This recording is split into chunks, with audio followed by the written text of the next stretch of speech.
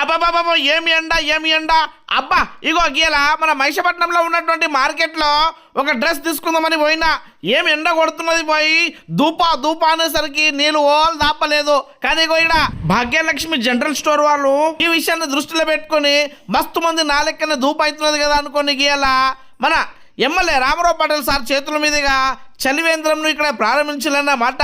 అవును, ఇక మీరు మార్కెట్లో ఓన్లైనా కానీ కపడ లైన్లో పోయితే ఇక చల్లగా నీళ్ళు తాగొచ్చు అన్నమాట.